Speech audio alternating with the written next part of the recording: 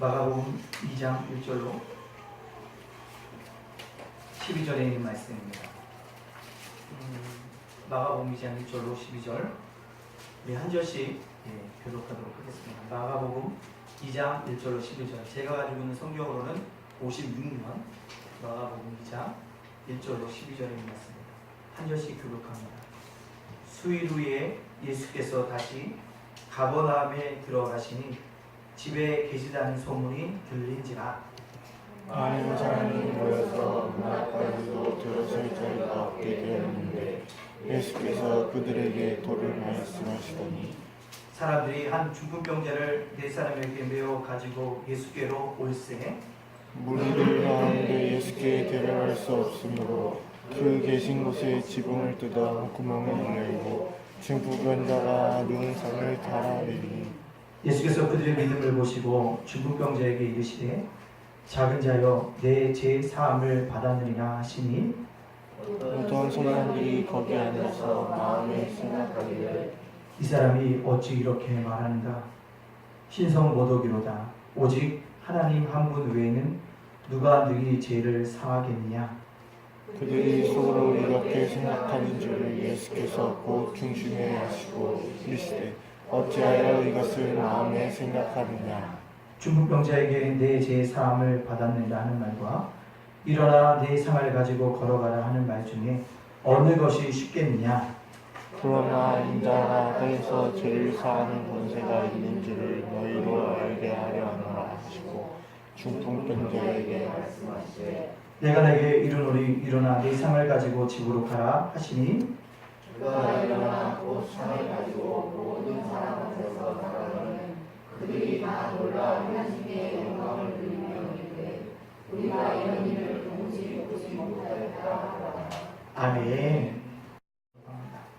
우리 앞뒤 옆 사람과 이렇게 인사해 보겠습니다. 하나님 앞에 믿음을 보입시다. 하나님 앞에 믿음을 보입시다. 아멘. 다시 한번 하나님 앞에 믿음을 보입시다. 시작. 하나님 앞에 믿음을 보입시다. 아멘.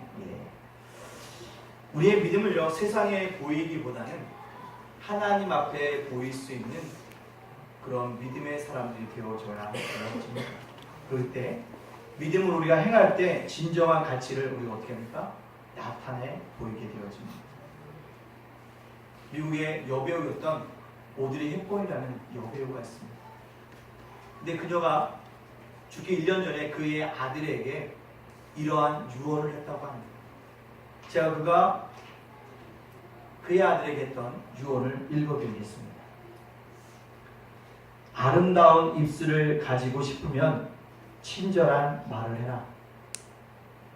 사랑스러운 눈을 갖고 싶으면 사람들에게서 좋은 점을 봐라. 날씬한 몸매를 갖고 싶으면 너의 음식을 배고픈 사람과 나누어라. 아름다운 자세를 갖고 싶으면 결코 너 혼자 걷고 있지 않음을 명심하라. 사람들은 상처로부터 복구되어야 하며 낡은 것으로부터 새로워져야 한다. 병으로부터 회복되어져야 하고 무지함으로부터 교화되어야 하며 고통으로부터 구원받고 또 구원받아야 한다. 결코 누구도 버려서는 안 된다. 기억하라. 만약 도움의 손이 필요하다면 너의 팔 끝에 있는 손을 이용하면 된다. 내가 더 나아가 나이가 들면 손이 두 개라는 것을 발견하게 된다. 한 손은 너 자신을 돕는 손이고 다른 한 손은 다른 사람을 돕는 손이다. 위대한 오드리 헵번이 크리스마스 때 죽음을 앞둔 크리스마스 때 아들에게 했던 유언입니다. 오드리 헵번이 이걸 쓴 것이 아니라 시를 인용한 것입니다. 오드리 헵번이요 가장 예쁘게 나왔던 모습은 로마의 휠이라는 영화입니다. 지금도 굉장한 영화로서 명작으로서 인정받고 있습니다. 근데 그녀는요 나이가 들어갈 때요 보투스를 맞는 대신에 아프리카 난민을 돕는 일에 앞장섰던 여배우입니다. 그래서 유니세프 홍보대사도 여김했던 여인입니다. 그녀는요, 그녀가 유언했던 것처럼 도움의 손길을 요구하는 곳에 자기 팔의 끝에 있는 손을 보였습니다. 사용한 여인. 한 손은 자신을 위해서 사용했지만 나머지 한 손을 누구요? 남을 위해서 헌신하고 봉사하는 데 사용했던 여인이 바로 이 오드리 헵번이었습니다. 사랑하는 성도 여러분들, 이 여배우가요, 여배우로서 살아가도 되어집니다. 여배우로서 삶을 마감해도 되어집니다. 그러나 그는요, 그보다 더 나은 사람들을 뭐 했다는 거예요? 나갔다는 것입니다. 뭘요? 믿음으로 승부수를 던지고 믿음으로 세상을 바라보고 아픈 남비를 바라보며 안고 가는 믿음의 여인이었다라는 사실입니다. 여배우로서의 인생의 승부를 본 것이 아니라 도와주는 자로서의 승부를 걸었던 여인이라는 사실을 우리는 기억해야 합니다. 마태복음 22장에 보면 한 율법사가 나옵니다. 그가 예수님을 시험하기 위해서 율법 중에 어느 계명이 제일 크냐고 주님께 묻습니다. 그러자 주님께서 이렇게 얘기합니다. 내 마음을 다하고 뜻을 다하고 성품을 다하여 주 너희 하나님 구하라 사랑하라. 이것이 첫째 되는 계명이요. 둘째 되는 계명은 내 이웃을 뭐같이 내 몸같이 사랑하는 것이다 라고 얘기하면서 이 두 계명이 온 율법과 선지자의 강령이라고 말씀하고 있습니다. 한마디로 하나님을 사랑하고 이웃을 사랑하는 것이 제일 큰 사명이라는 사실들을 우리에게 말씀해 주고 있습니다. 인생의 화려한 날을 맞이하기 위해서요, 영적인 활력이 넘치는 삶을 살기 위해서는요, 무엇보다 우리의 방향이 하나님께 방향으로 맞추어져 있어요. 그 다음에 우리의 시선이 우리의 이웃을 향해서 뭔가 있어져요. 이를 쉽게 설명하면 자기 자신의 틀에서 벗어나 삶의 지경을 넓히는 것입니다. 이웃을 볼 수 있는 사람은요, 삶의 지경을 넓히는 사람입니다. 그렇게 살아가는 모습이 아름다운 사람입니다. 오늘 본문에 그러한 삶을 살아준 사람들의 모습들을 우리에게 보여주고 있습니다. 이들이 누굽니까? 바로 중풍병자의 친구들이었습니다. 이들은 예수님께서 각종 병자를 고치신다고 큰 이적을 베푸신다는 소식을 들었습니다. 그때 때마침 어디에요? 가버나움에 들어오신다는 소식을 듣고 주님을 만나러 갑니다. 근데 그들만 간 것이 아니라 누구예요? 움직이지 못하는, 꼼짝하지 못하는 누구예요? 자신의 친구를 데리고 주님께 찾아갑니다. 그런데 이미 예수님 곁에는 병을 고치고 이적을 보기 위해서 수많은 사람들이 모여들었습니다. 인산인해를 누리고 있습니다. 예수님이 계신 그 앞자리까지 갈 수 없습니다. 하지만 이들은 결국 포기하지 않았습니다. 믿음의 승부수를 던졌습니다. 예수께서는 그들의 믿음을 보시고 중풍병자를 치유하여 주셨습니다.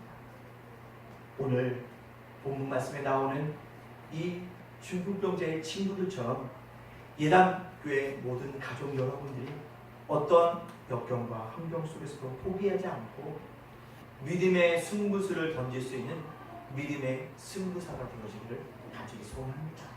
그렇다면요, 우리는요 먼저 믿음의 승부사가 되기 위해서는요, 믿음의 승부수를 던진 이 네 친구들을 바라봐야 합니다.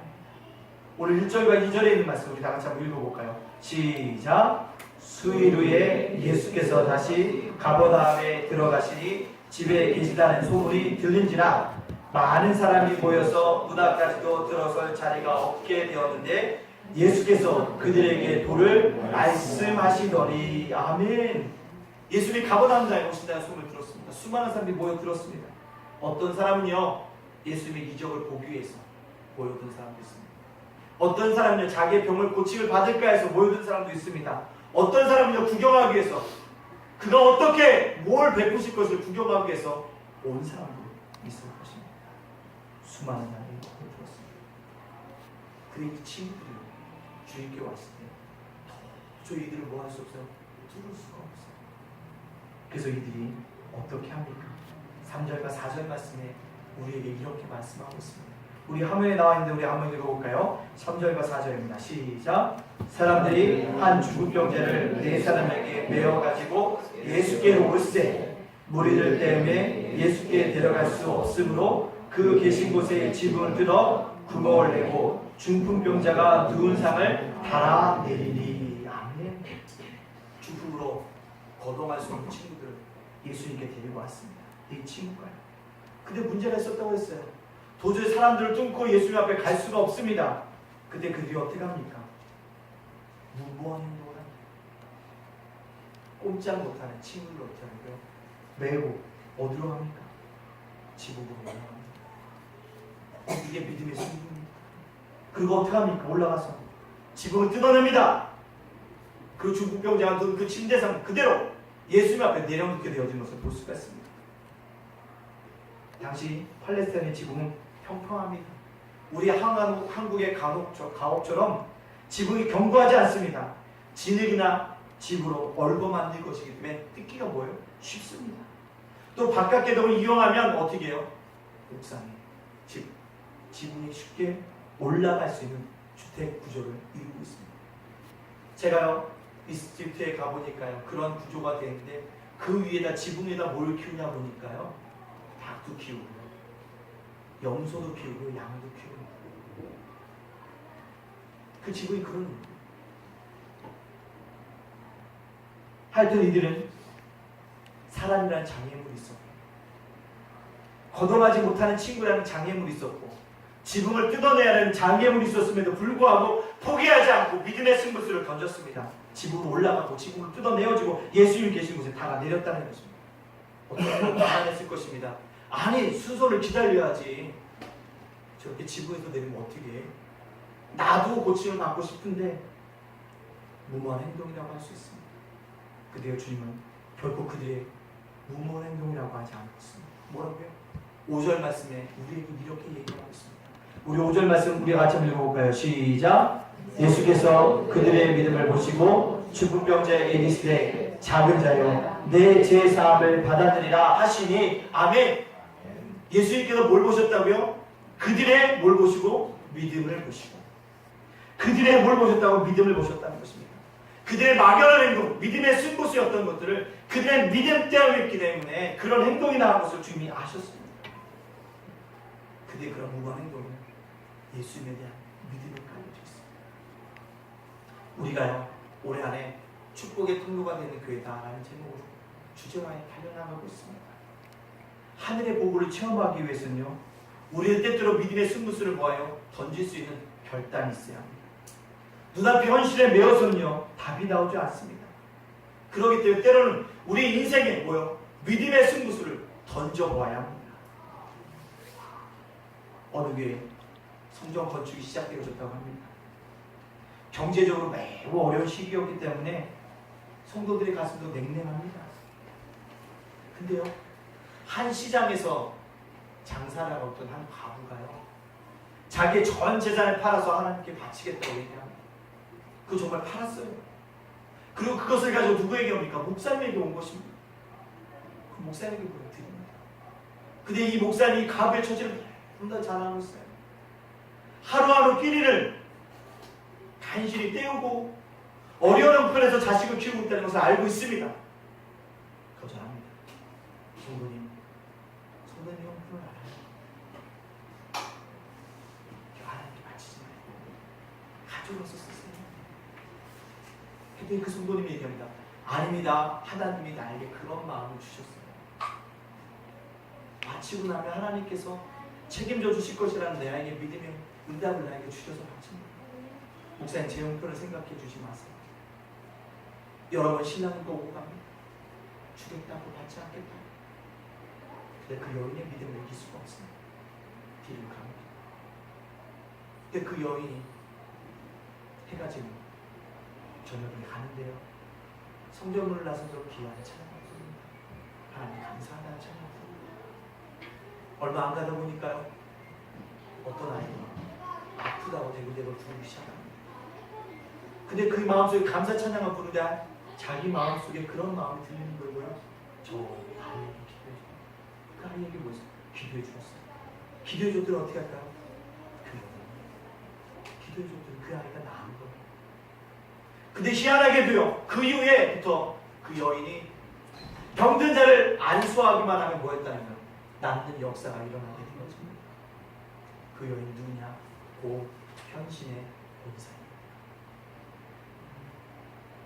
사랑하는 성도 여러분들, 기억하십시오. 하나님 나라를 위한 결단과 헌신, 믿음의 승부수를 던지는 사람에게는 결코 하나님이 그의 인생들을 헛되게 하지 않는다는 사실입니다. 믿음의 승부수를 던진 사람과 그 후손까지 하나님께 온전히 구합니까? 책임져 주신다는 사실입니다. 여러분, 제가 이 안을 든 것은요, 여러분의 전 재산을 그에 바치라고 말씀을 드린 것이 아닙니다. 여러분의 삶의 현장에 하나님의 나라와 하나님의 은을 위해서 한번 믿음의 승부수를 던져보라고 도전해드리고 있습니다. 던진 말입니다. 그때 또 우리 살아가면서 눈앞의 현실 때문에 주저앉습니다. 불신앙적인 자기 생각 때문에 사로잡혀서 믿음의 도전들을 하지 않는다는 사실입니다. 믿음의 승부수를 던지지 않는다는 사실입니다. 그러나 믿음의 조상들은 믿음의 승부수를 던졌습니다. 다윗이요, 어떻게 골리앗을 이겨요? 어린아이가 어떻게 큰 장대 같은 사람을 이깁니까? 무기도 병변이 없었는데 그럼에도 나간다는 거예요. 뭐요? 믿음의 승부수를 던진 겁니다. 네가 모욕하는 그 하나님의 이름으로 난 나가서 너를 이기리라. 그게 믿음의 승부수인 거예요. 사랑하는 성도 여러분, 우리 예단교회 성도님들이 축복의 통로가 되어지기 위해서는 이런 믿음의 승부수를 던질 수 있는 결단이 필요합니다. 때로 던져봐야 합니다. 그럴 때 뭐가 될 수 있어요? 믿음의 승부사가 되어줄 수 있다는 사실입니다. 사랑하는 성도 여러분들, 주님 앞에서 어떠한 순간에 하나님께서 우리에게 요구하시는 믿음의 승부수를 던지기를 원하시고 계시다고 한다면 가만히 던져보십시오.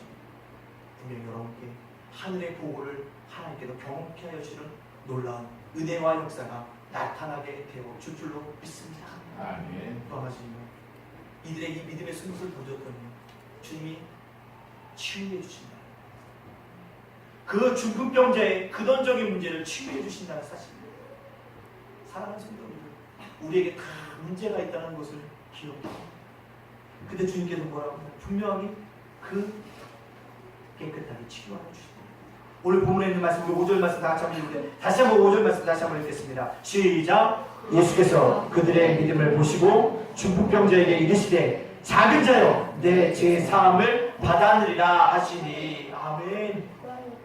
주님께서 중풍병자의 친구들의 믿음을 보시고 병을 고쳐주셨는데요, 그들 중풍병자를 향해서 내 병이 나았다, 너 병이 나을 것이다, 아니다, 뭐라며? 내 죄 사함을 받았다라고 얘기하고 있다는 사실입니다. 이 점이 바로 예수님께서 근원적이고 근본적인 치유의 치료자이신 것을 강조하고 밝히시는 말씀이라는 사실을 우리는 알아야 합니다. 육신의 질병을 치유받기 이전에 먼저 해결받아야 할 근본적인 근원적인 문제가 있다는 것입니다. 그것이 무엇입니까? 바로 죄입니다. 창세기 3장 이후에 아담과 하와가 범죄한 이후에 우리에게도 여전히 유전적으로 흘러내리는 죄. 이 죄 문제를 해결하지 않고서는 우리의 문제가 해결되어지지 않습니다. 여기서 말하는 죄는 원죄가 아닙니다. 자범죄. 원죄도 그렇지만 이 땅을 살아가도 내가 지는 죄인 것입니다. 따라서 병에 걸린 이에게 무조건 죄부터 해결하라고 하는 것은 정답이 아닙니다. 어떤 사람은요, 건강관리를 잘못해서 병이 있는 사람도 있고요, 귀신이 장난치는 경우도 있습니다. 병에 걸리는 것은 여러 가지 이유가 있습니다. 또 한 가지, 어떤 사람 병에 걸리는 이유가 무엇입니까? 하나님께 영광을 돌리기 위해서 병도 걸리는 경우가 있다고 주님 말씀하고 있습니다. 반드시 기억할 것은 육신의 질병과 장애를 가지고 있는 사람이나 건강한 육신을 가지고 있는 사람들이나 예 없이 죄의 영향력 아래 살고 있습니다. 그렇기 때문에 단 한 사람 예 없이 죄의 문제에서 가장 먼저 벗어나는 것이 인생의 최우선이 되어야 합니다. 그런데 범죄한 인간 스스로가 죄 문제를 해결할 수가 없습니다. 그래서 친히 주님께서 그 길을 여셨습니다. 그 길을 여신 분이 누굽니까? 바로 예수 그리스도이십니다. 예수님께서 그리스도로 오셔서 십자가 대속과 부활을 통해 인생의 모든 문제를 완벽히 해결해 주셨습니다. 이 사실을 믿는 자들마다 죄와 사망의 본세로부터 해방되어지는 은혜가 있게 되어 줄 줄로 믿습니다. 그래서 6절과 7절이 뭐라고 얘기합니까? 주님이 이렇게 얘기했더니요, 마음이 이런 사람들이 있어요. 마음이 뭐예요? 정말 주님이 죄를 사해 주셨는 게 아니라 저 사람이 어떻게 죄를 사해? 이렇게 생각하는 사람이 있더랍니다. 6절과 7절 말씀 한번 읽어볼까요? 6절과 7절 말씀입니다. 시작. 어떤 서기관들이 거기에 앉아서 마음에 생각하기를 이 사람이 어찌 이렇게 말하는가 신성 모독이로다. 오직 하나님 한 분 외에는 누가 너희 죄를 사하겠느냐. 아멘. 당시요 누구요? 서기관들도요. 야, 예수님이 오셨다고 하는데 무슨 행하나 구경이나 한번 해볼까? 왔던 사람들이 있었다는 거예요. 근데 주님께서 병자를 고쳐준대요. 병이 나았다라고 선포하시는 것이 아니고요. 내 죄사함을 받았다라고 그것을 얘기하니까 마음에 갑자기 예수님에 대한 생각이 갑자기 달라져요. 하나님 한 분밖에는 죄를 사해줄 수가 없는데 지가 뭔데 죄를 사해준다고 저렇게 얘기하고 있지? 그들은요 이건 신성모독인데 신성모독은 돌을 들어서 던져서 그를 죽여야 되는데 이렇게 뭐요? 속으로 생각하고 있어요. 근데요 주님은 그들이 마음속으로 생각하는 것을 아셨습니다. 그래서 8절과 9절에 뭐라고 얘기합니까? 우리 8절과 9절 말씀 읽어보겠습니다. 8절 말씀입니다. 시작. 그들의 속으로 이렇게 생각하는 줄 예수께서 곧 중심에 하시고 이르시되 어찌하여 이것을 마음에 생각하느냐. 중풍병자에게 내 죄 사함을 받아들이려 하는 말과 일어나 내 상을 가지고 걸어가라 하는 말 중에서 어느 것이 쉽겠느냐. 아멘. 서기관들은요 이성적인 사람입니다. 합리적인 사람들이에요. 주님 하나님이 죄를 사해줄 권력이 있음을 알고 있습니다. 근데요 죄를 사했다는 것이 드러납니까? 안 드러납니까? 우리 눈에 드러나요? 안 드러나요? 안 드러나요. 근데 병을 고치는 능력은 눈에 드러납니까? 안 드러납니까? 나요. 자기들 생각에는 죄를 사해주는 것도 어렵고 병을 고치는 것도 어려운데 더 어려운 것은 무엇이라고 생각했냐면 죄사함이 아니라 뭐라고요? 병이 낫는 거라고 생각했다. 왜? 이성적이고 합리적인 사람 생각할 때 병은요 죽었던 사람이 탁 살아나면 오! 살아났네? 야 이거 하나님의 이적이네? 금방 누구든지 알 수 있어요. 근데 죄사함은요 그가 정말 죄사함을 받았는지 안 받았는지 알 수가 없어요. 그 구원파들이 그러잖아요. 당신 예수 믿었어요? 언제 믿었는데요? 당신 죄사함의 증거가 뭔데요? 네? 죄사함의 증거요? 그쵸. 죄사함의 증거. 예수 믿으면 다 죄사함 받았다고 하는데 아니 무슨 얘기냐고. 죄사함에 근거가 있어야죠. 이렇게 얘기해서 뭐합니까? 거의 잘못 다니는 거예요. 우리 교회 오시면 죄사함의 증거를 확실히 알려줍니다라고 하는 이단들이 있어요. 그 게임에 넘어가면 안 됩니다. 죄사함은요 그들도 몰라요. 하나님만 아실 수 있어요. 근데 주님께서 왜 그렇게 했을까요? 죄사함. 그들이 행하지 못한 더 큰 일을 행하신 것을 보여주는 것이에요. 그랬더니 죄사함을 해줬던 그 결과가 뭐라고요? 병이 나았다는 증거예요. 그래서 주님께서 내가 죄사함을 받았다라고 선포하신 것이라는 사실입니다. 사랑하는 성도 여러분들, 주님께서 왜 죄사함을 받았다고 얘기하셨는지 이제 이유를 아셨습니까? 그렇게 해서 주님이 확실하게 죄사함이 본조계가 있는 하나님이라는 사실을 보여주기 위함이었다는 사실들을 우리에게 말씀해 주고 있습니다.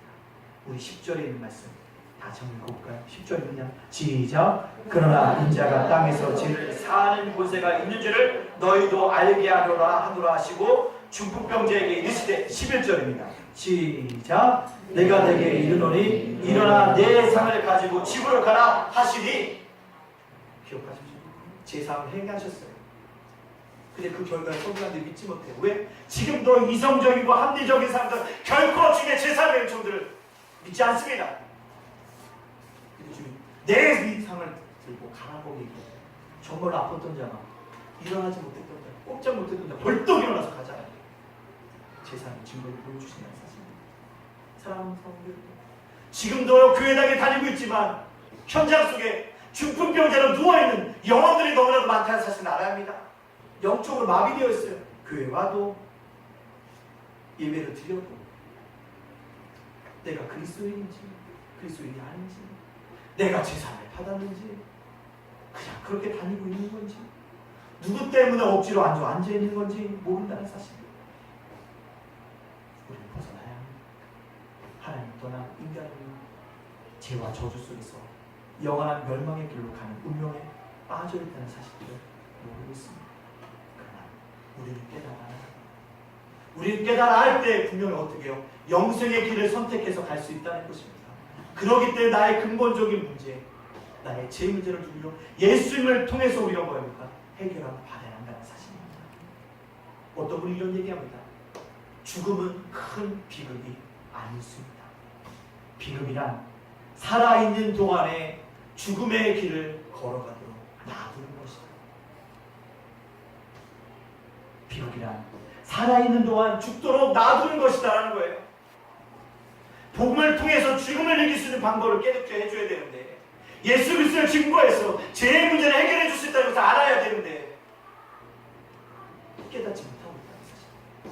우린 그것을 전할 책임이 있다는 사실입니다. 인간의 가장 근본적인 문제, 근원적인 문제를 해결해 주실 분자 누구밖에 없다고? 주님밖에 없습니다.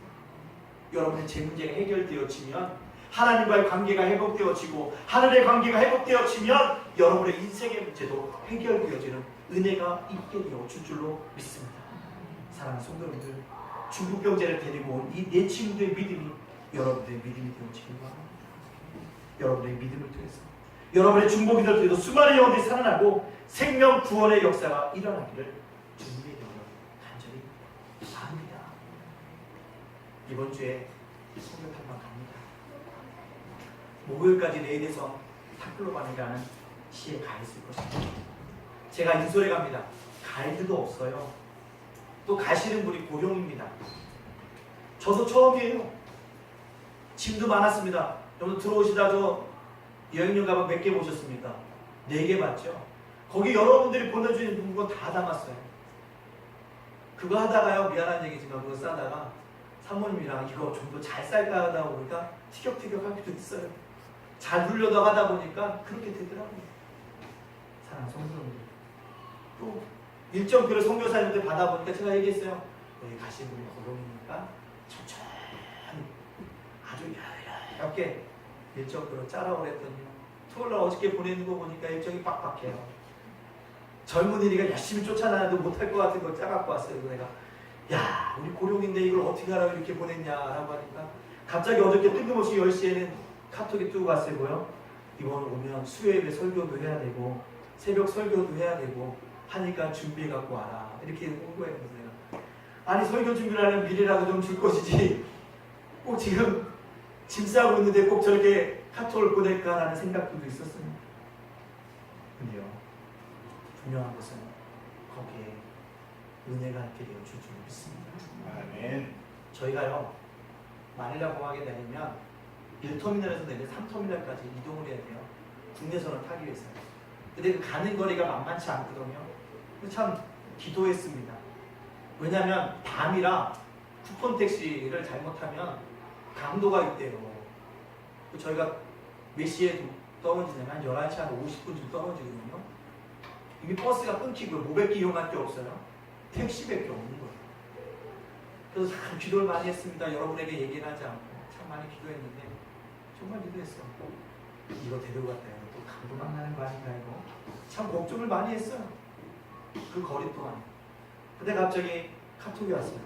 목사님 필리핀 오시잖아요. 네. 항공권을 끊었던 국제여행사입니다. 네. 밤이라고 생각해 보니까 아무래도 위험할 것 같아서 렌트카를 제가 해드리겠습니다. 그 렌트카 저는 요금이 없어요. 요즘 일정이 요금 빡빡하게 써서 도저히 렌트카 비용이 없습니다. 그랬더니 걱정하지 마세요. 제가 렌트카 비용도 부담할 테니까 뭐 하시고요? 오셔가지고 어느 장소 가시면 제가 렌트카 기사를 불러놨으니까 그 기사하고해서 접속을 해가지고 그 차 타고 편안하게 가시면 돼요. 7명인데요. 짐도 실으면 커야 되는데 그랬더니 그럴 줄 알고 몇 인승으로요? 12인승으로 렌트카를 빌려놨습니다. 할렐루야. 한 번도 본 적이 없어요. 그랬다고 제가 좀 해주시죠 얘기한 적도 없어요. 근데 여행사, 필리핀에 있는 그 여행사가요, 생각해보니까 11시 50분에 도착하면 뭐가 없겠다? 버스가 없겠다. 택시 타게 되는데 그래도 뭐 하겠습니까? 생각한 거죠. 하나님 기도하십니다. 응답해 주십니다. 준비시켜 주십니다. 이번 성경 탐방에도 저에게는 하나님이 어떤 은혜를 베풀어 주실 줄 모릅니다. 그대를 바라보면서 가게 되어질 것입니다. 사랑하는 분들, 이걸 왜 제 얘기하지 않습니까? 이것이 저희 믿음의 승부수입니다. 믿음을 던져보는 것입니다. 어떤 분이 제가 영어를 잘하냐고? 아니요, 영어 잘 못해요. 영어 설교 해달라는데 영어 설교 못한다고 얘기했어요. 한번 던져보는 것입니다. 누구의 손길을 받고 계세요? 하나님의 손길을 받고 계세요. 여러분도 마찬가지라는 사실입니다. 믿음의 승부수를 한번 던져봐야 한다는 것이에요. 언제까지 내 앞에 현실 때문에 난 안 돼! 난 포기하고 넘어지고 쓰러지는 것이 아니라 이런 어려운 환경 중에 나 해봐야지. 한번 믿음으로 던져봐야지. 그래, 주님이 나와 함께 하시니까 믿음으로 건너봐야지. 믿음으로 한번 내가 밟아봐야지. 미지의 땅 내가 한번 어렵지만 한번 도전해봐야지. 이런 믿음의 승부사를, 이런 믿음의 승부를 던질 수 있는 믿음의 승부사들이 다 되어지기를 간절히 소원합니다. 그럴 때 역사가 일어나는 것입니다. 우리 인생에서도 마찬가지예요. 왜 좌절하지 않을 사람이 없습니다. 다 좌절하잖아요. 낙망하잖아요. 인생의 뜻대로 술술술 풀려갑니까? 아니에요. 그러니까 주님이 나를 도와주실 것이라는 것, 주님이 내 편이시라는 것, 내가 예수일 때 근본적인 문제를 해결을 받았다는 믿음을 가지고 승부수를 던질 때 믿음의 승부사가 되어지는 겁니다. 하나님의 놀라운 은혜로 하늘의 보고를 체험하시는 믿음의 사람들 다 되어줄 줄로 믿습니다. 이 은혜를 누리시고 저와 여러분의 삶이 되어주시기를 주님의 이름으로 축복합니다. 아멘. 이 시간 우리 함께 기도하기 원합니다. 주님, 믿음의 승부수를 던져보게 하는 믿음의 승부사가 되게 하여 주시옵소서. 현실에 내가 무릎 꿇지 않도록 인도해 주시고 내 사랑에 무릎 꿇지 않도록 인도해 주시고 오직 주님을 향해 날개쳐 올라갈 수 있도록 믿음의 승부사로서 나를 병쾌하여 주시옵소서라고 이 시간을 주여 크게 부르시고 간절하게 주 앞에 기도하며 담대히 나가도록 하겠습니다. 주여! 사랑하는 복수하신 하나님 감사합니다. 인생을 살아가다 보면 때때로 막히는 상황이 있습니다. 어찌어찌 모르고 내가 주저앉을 때가 있습니다. 힘이 들고 어려울 때가 있습니다. 그럴 때마다 살아계신 하나님이 내 편인 것을 믿습니다. 내가 예수를 믿음으로 내 근본적인 문제가 해결되었음을 기억하고 믿음의 승부수를 던질 수 있는 믿음의 승부사를 다 되어줄 수 있도록 역사하여 주시기 원하나이다. 내가 잠잠하다고 한다면 현실 안에 있으면 편할 수 있습니다. 현실 안에 있으면 아버지 안정할 수 있습니다. 그러나 발전이 없습니다. 내 삶의 인생의 테두리에서 믿음의 가지고 벗어나게 하여 주셔서 도전해보게 하여 주셔서 그러므로 말미암아 새롭게 날아올라갈 수 있는 믿음의 승부사는 다 되어줄 수 있도록 주님께서 역사해 주시고 함께 하신 떠나는 역사들이 나타날 수 있도록 역사해 주시고 함께 하시는 은혜의 역사 나타나게 하여 주시옵소서. 주님 지켜주시고 감사하며 예수님의 이름으로 기도합니다. 아멘.